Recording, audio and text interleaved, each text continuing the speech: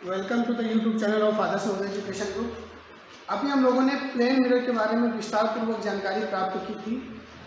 समतल दर्पण से प्रतिबिंब का बनना, इसके पिछले वीडियो में जो पढ़ा था हमने, आवश्यक दर्पण की लंबाई किसी वस्तु का पूर्ण प्रतिबिंब देखने के लिए दो दर्पणों के संयोजन से प्रतिबिंबों की संख्या कैसे ज्ञात करते हैं और प्रैक्टिकली कैसे बनते हैं प्रतिबिंब, इन सब चीज़ों को हमने पढ़ा था। और लास्ट में कुछ वीडियो कट हो गया था, उसमें समतल दर्पणों की सहायता से अनंत प्रतिबिंब बनते हैं, वो चीज़ मैं इसमें समझा रहा था, लगभग पूरा हो गया था।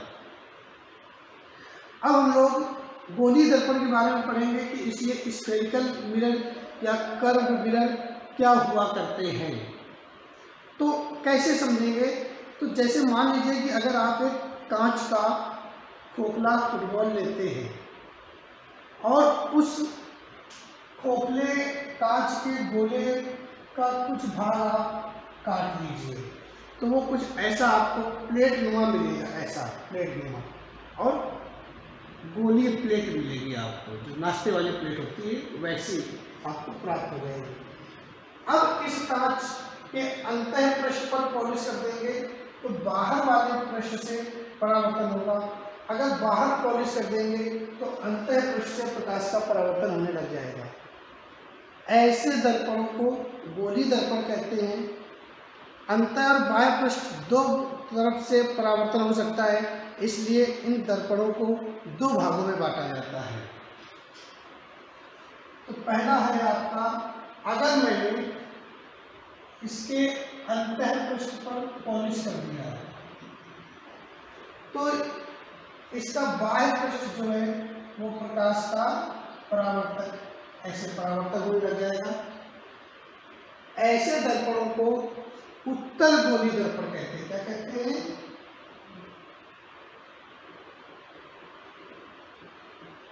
उत्तल गोलीय दर्पण। ऐसे इसको ध्यान रखने के लिए, अगर परावर्तन उभरे पृष्ठ से होता है तो ऐसे दर्पण को उत्तल गोलीय दर्पण कहते हैं। जबकि अगर यहीं पर मैं इसके उभरे पृष्ठ पर पॉलिश कर देता हूं तो परावर्तन अंतः पृष्ठ से होता है। किधर से होता है? अंदर वाले पृष्ठ से। तो इसको हम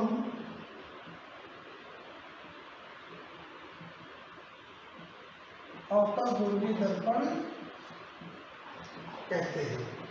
तो अगर अंदर से परावर्तन होता है तो अवतल गोलीय दर्पण, ऊपरी पृष्ठ से उभरे पृष्ठ से परावर्तन होता है तो उसे उत्तल गोलीय दर्पण कहते हैं। तो ये दो प्रकार के दर्पण हुआ करते हैं। इनसे संबंधित कुछ हमारे पास डेफिनेशंस है, परिभाषाएं, उनको भी हम लोग समझेंगे। तो देखिए, यहीं पर मैं आपको समझा देता हूँ। अगर ये पूरा गोला होता तो ये ऐसा बना होता, क्लियर है ना? ये अगर पूरा गोला होता तो ऐसा बना होता। तो इसकी कुछ परिभाषाएं हैं छोटी छोटी, उनको मैं समझाऊंगा तो आप कैसे ध्यान रखेंगे। इस गोले का ये केंद्र होता है, ओके।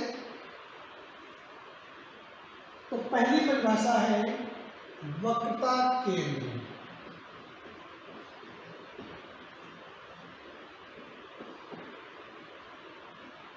वक्रता केंद्र को C से दर्शाया गया है। अगर ये दर्पण के केंद्र से ऐसे में रखेंगे तो वक्रता केंद्र की परिभाषा क्या होगी?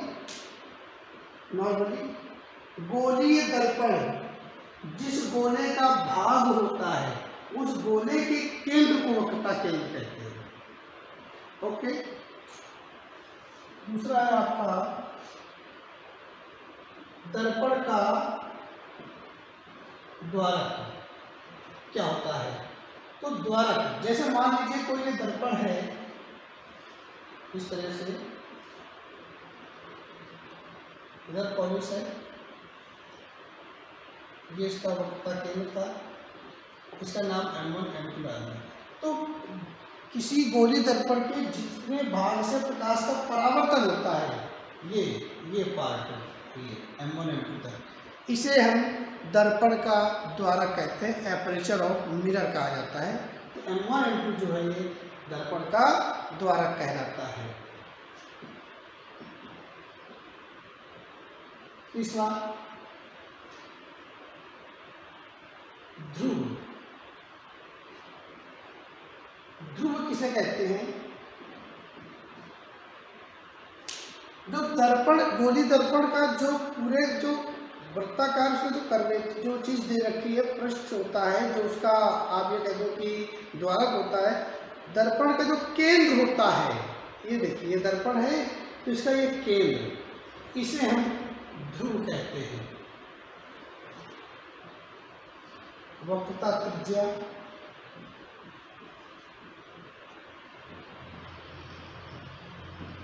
CP।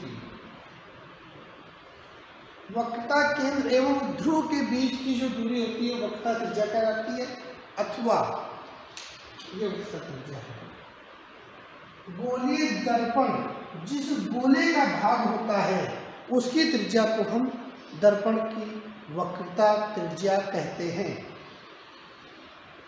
समतल दर्पण की अगर मैं बात करता तो चूंकि इसका वक्र होता ही नहीं कहीं पर, अनंत लंबाई का हो जाएगा, अनंत हो जाएगी इसकी, तो इसकी जो वक्रता त्रिज्या होती है समतल दर्पण की वो अनंत होती है। तो इसके लिए जो वक्रता त्रिज्या होती है वो अनंत हो जाएगी। फोकस दूरी, फोकल लेंथ क्या होता है? गोलीय दर्पण के जब कोई समांतर प्रकाश किरण आती है ना, ये अभी मैं समझा रहा हूँ, आगे अच्छी सही समझाएंगे, तो आने वाली प्रकाश किरण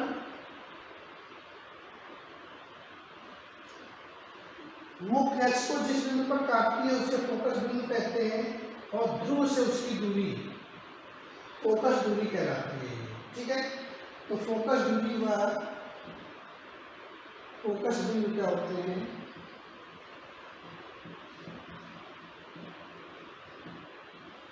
इसको स्मॉल लेटर दिखा देते हैं।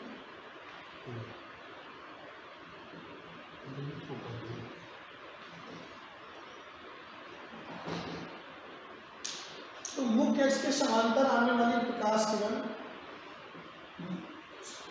मुख्य अक्ष के समांतर, मुख्य अक्ष में मैं समझा देता हूँ, पहले आपको ध्यान में जाएगा।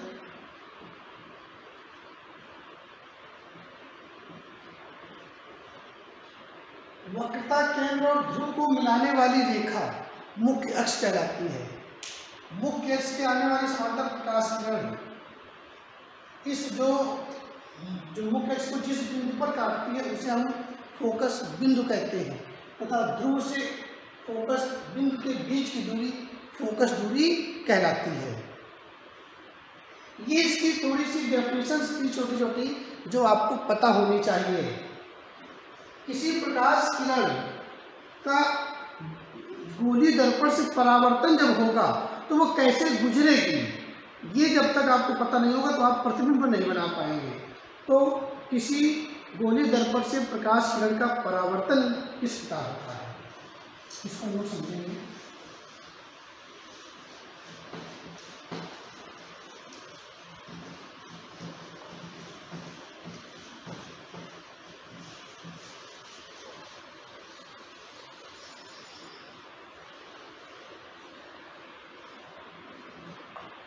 गोलीय दर्पण से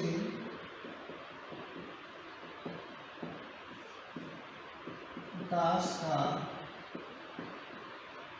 परावर्तन कैसे होगा, तो देखिएगा ध्यान से जरा। यहाँ पर हम अवतल दर्पण बना लेते हैं।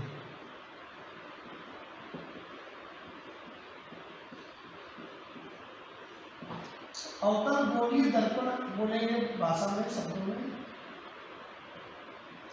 M1 M2 इसका एपर्चर दे रखा है, ये इसका ध्रुव हो गया, वक्रता केंद्र हो गया, फोकस बिंदु हो गया, और ये मुख्य अक्ष हो गया। समझिएगा, एक ही चित्र में मैं कई किरणें बताऊंगा। अगर कोई प्रकाश किरण मुख्य अक्ष के समांतर आती है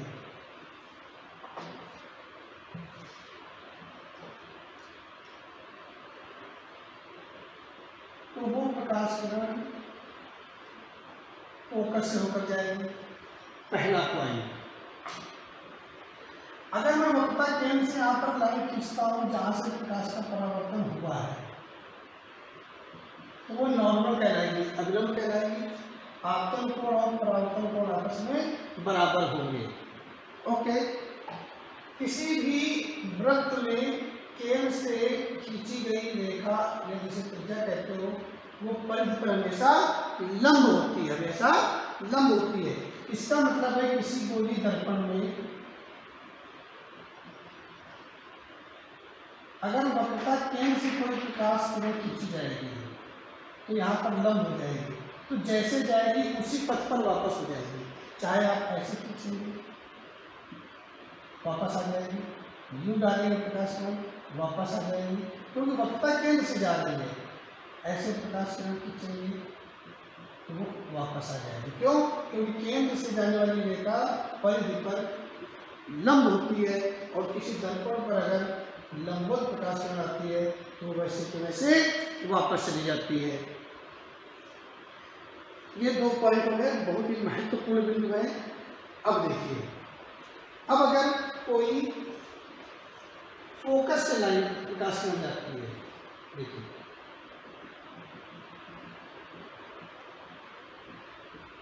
तो समांतर आई थी तो फोकस से गई, तो अगर फोकस से जाएगी तो वो मुख्य अक्ष के समांतर हो जाएगी।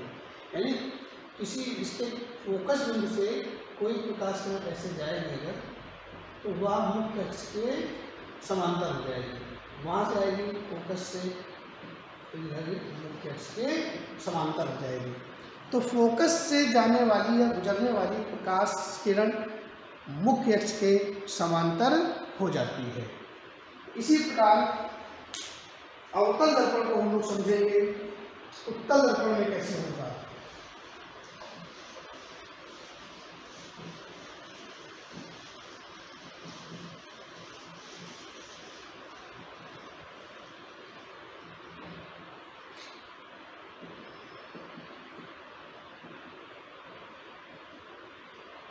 उत्तल दर्पण में ऐसे खींचेंगे तो इसका वक्रता केंद्र इधर चला जाएगा, फोकस इधर चला जाएगा। अब अगर मुख्य अक्ष के समांतर कोई प्रकाश किरण आएगी तो वो फोकस से जाना चाहती है लेकिन जा नहीं पाएगी, वो जाएगी ऐसे। क्यों? प्रकाश के केंद्र से जब या केंद्र से जब हम कोई प्रकाश किरण वो लाइन खींचेंगे तो अविलंब हो जाएगी, तो ये जितने कोण से जाएगी उतने कोण से ये परावर्तित हो जाएगी अग्रणी में दूसरी ओर। तो इसकी जो काल्पनिक रेखा खींची जाएगी वो फोकस से उतर जाएगी। तो हम ये कह सकते हैं कि जो उत्तल दर्पण में फोकस बिंदु होता है वह दर्पण के दाहिनी ओर होता है और काल्पनिक होता है। प्लस या माइनस होगा तो हम चिन्ह परिपाटी इसके बाद देखेंगे, उससे हमको पता चल जाएगा कि प्लस में होगा या माइनस में होगा। लेकिन ये चीज कन्फर्म हो गई कि इसके जो द्वारा में हम जब कोई प्रकाश किरण डालते हैं मुख्य अक्ष के समांतर, मुख्य अक्ष है आपका, मुख्य अक्ष के समांतर कोई प्रकाश उत्तल दर्पण में डालते हैं तो वो उसी दिशा में जब परावर्तित हो जाएगी तो उसे जब हम आभासी रूप से पीछे खींचेंगे तो वो हमें फोकस बिंदु प्रदान करेगा। अगला पॉइंट है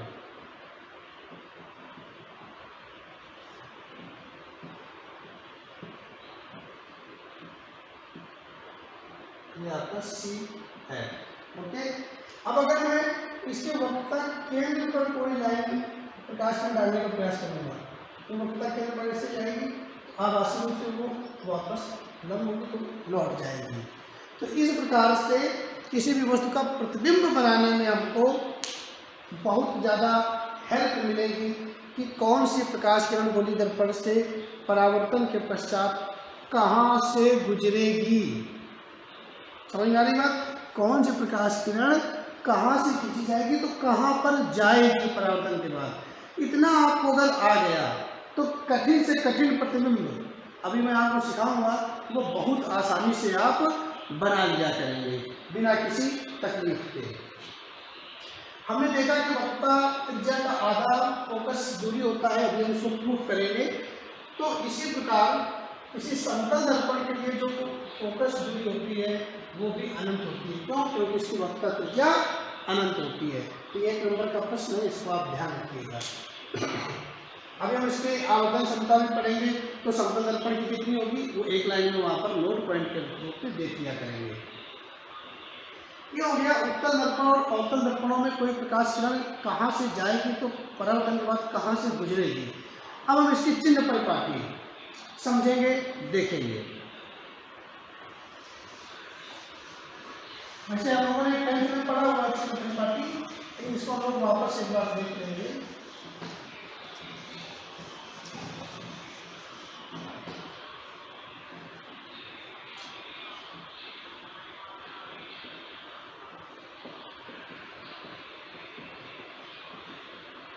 साइन कन्वेंशन क्या होता है? साइन कन्वेंशन में अगर ये ध्रुव है, ये ध्रुव हो गया, अवतल दर्पण होगा तो ऐसे होगा, उधर पॉलिश कर दी जाएगी। उत्तल दर्पण होगा तो ऐसे होगा और अंदर की तरफ पॉलिश कर दी जाएगी। क्लियर है ना? ये ध्रुव है।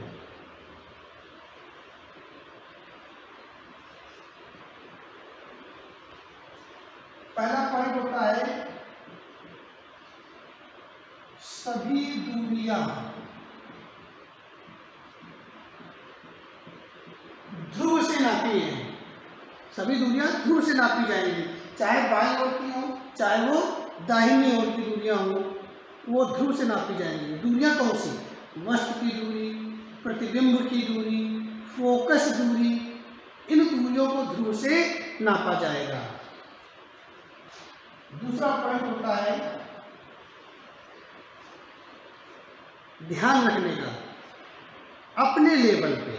समझिएगा, अपने लेवल का मतलब 11, 12, 10th लेवल पे प्रायः वस्तु को बाईं ओर रखा जाता है, तभी ये नियम लगेगा।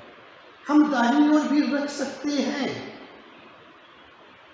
प्रकाश के परावर्तन, अपवर्तन आदि के नियम वेक्टर रूप में भी हुआ करते हैं, सदिश रूप में भी होते हैं, लेकिन वो हमारे लेवल से आगे चला जाता है। हम लोग अभी 12th लेवल पढ़ रहे हैं, कम्पिटेटिव लेवल में ऊपर चला जाए, वो आप कहेंगे कमेंट में डालेंगे तो हम आपको सिखा देंगे, कोई प्रॉब्लम नहीं है। लेकिन प्रायः या अधिकतर या हमारे अपने इस क्लास के लेवल पर वस्तु को हमेशा ध्रुव से बाईं ओर रखना है। यानी कि वस्तु बाईं ओर रखोगे तो उससे चलने वाली प्रकाश किरणें दर्पण में बाईं ओर से आएंगी। ओके, दर्पण हो या लेंस हो, चिन्ह परिपाटी में दोबारा नहीं बताऊंगा। दर्पण या लेंस सभी के लिए चिन्ह परिपाटी के नियम एक जैसे होते हैं। जैसे यहाँ पर ध्रुव से नापते हैं, वहाँ पर हम कहेंगे कि लेंस के केंद्र से नापी जाएंगे, यानी जिसे प्रकाशिक केंद्र कहा जाएगा, ऑप्टिकल सेंटर। तो वहाँ पर लेंस के केंद्र से दूरियां नापी जाएंगी।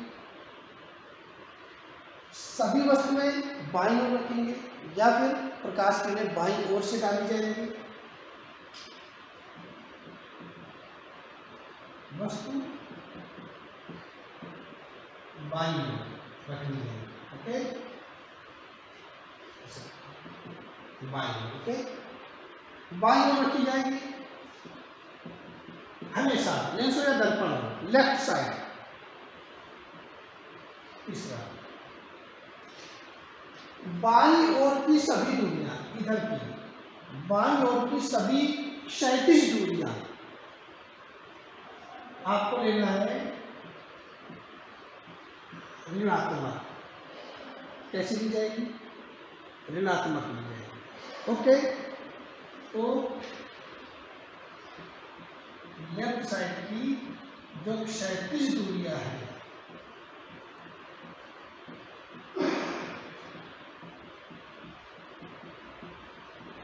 वो ऋणात्मक लेना है। क्लियर है? दाहिनी ओर की क्षैतिज दूरियां ध्रुव से नाप करके दाहिनी ओर की हम लोग क्षैतिज दूरियां लेंगे, वो धनात्मक ली जाएगी। कैसे ली जाएगी? धनात्मक लिया जाएगा।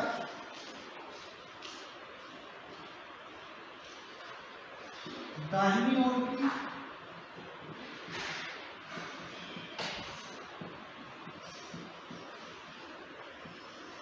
37 दूरियां धनात्मक है। कैसे होंगे? धनात्मक। 5वां पॉइंट, कोई वस्तु ऐसे खड़ी है, इधर खड़ी है, प्रतिबिंब खड़ा है, नीचे की ओर बन रहा है, कहीं पर तो जो ऊपर की जो लंबाइयां होंगी, यानी मुख्य अक्ष से लंबवत जो ऊपर की दूरियां होंगी उसको धनात्मक लिया जाता है। समझना है बात? तो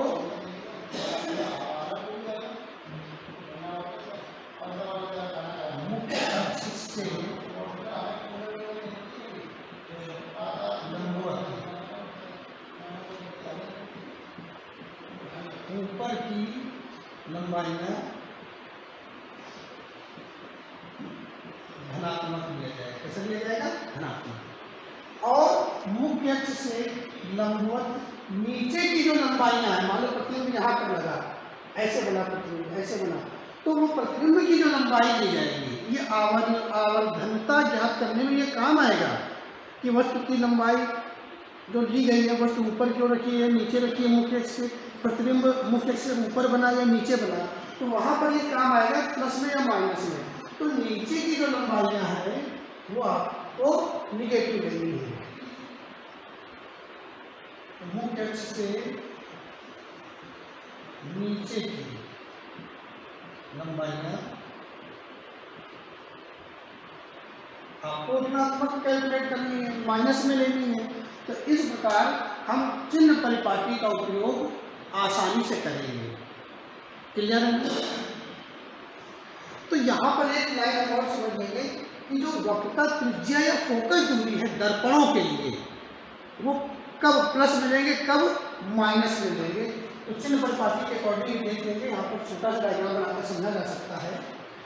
अगर दर्पण अवतल है, क्या है?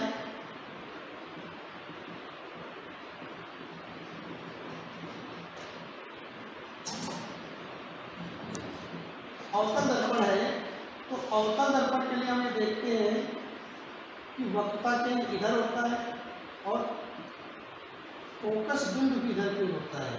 तो इसकी जो वक्रता त्रिज्या है ना, वो माइनस में ली जाएगी और इसकी जो फोकस दूरी है वो भी माइनस में ली जाएगी, ऋणात्मक ली जाएगी। ध्यान रखिएगा इसको। इसी प्रकार से अगर उत्तल दर्पण है, उत्तल दर्पण है, तो उत्तल दर्पण को हम लोग ऐसे बनाएंगे। इधर का वक्रता केंद्र होता है, मुख्य अक्ष से आने वाले प्रकाश का ऐसे नोट करेंगे, इसको हम डेट करके पीछे तक बढ़ाएंगे तो ये फोकस बिंदु आ गया। तो इसकी जो फोकस दूरी है वो प्लस में ली जाएगी और इसकी जो वक्रता त्रिज्या है वो भी प्लस में। ये वक्रता त्रिज्या की जो लंबाई है और जो फोकस दूरी की जो दूरी है, ये दूर है, तो ये दोनों प्लस में ली जाएगी।